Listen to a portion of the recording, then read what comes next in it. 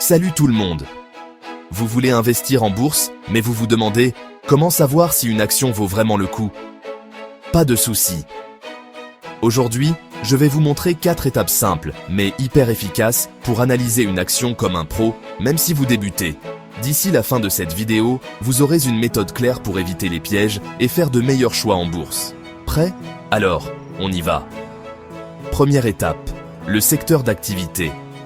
Avant même de regarder les chiffres, posez-vous cette question. Dans quel secteur d'activité l'entreprise opère-t-elle? Un bon secteur, c'est souvent un secteur en croissance, comme la technologie, les énergies renouvelables ou la santé. Il doit aussi être résilient face aux crises, comme l'agroalimentaire, les télécoms ou le secteur pharmaceutique. Par exemple, une entreprise agroalimentaire comme la SFBT en Tunisie est plus résiliente aux crises qu'une entreprise cyclique du secteur automobile. Évitez les secteurs trop instables ou ceux qui font face à une grosse concurrence sans innover.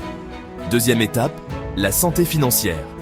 Un secteur solide, c'est bien, mais l'entreprise doit être bien gérée. Voici 3 indicateurs essentiels à vérifier.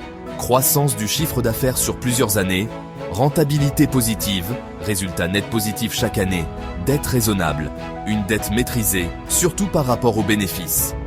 Vous pouvez facilement trouver ces infos sur des sites gratuits comme zonebourse.com, investing.com ou bvmt.com.tn pour les entreprises tunisiennes. Troisième étape, le dividende. Vous aimez les revenus passifs? Alors, regardez si l'entreprise verse régulièrement des dividendes. Vérifiez un rendement raisonnable, typiquement entre 3% et 6%. Un taux de distribution inférieur à 70% est un signe de solidité.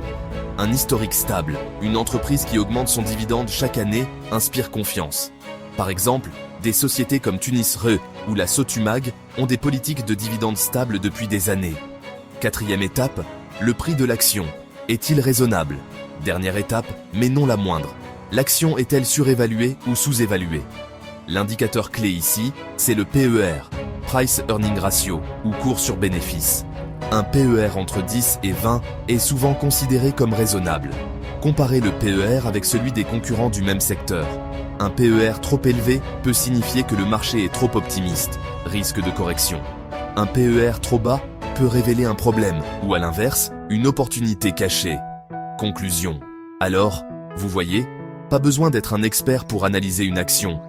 Avec ces 4 étapes simples, regardez le secteur d'activité, analysez la santé financière, vérifiez le dividende.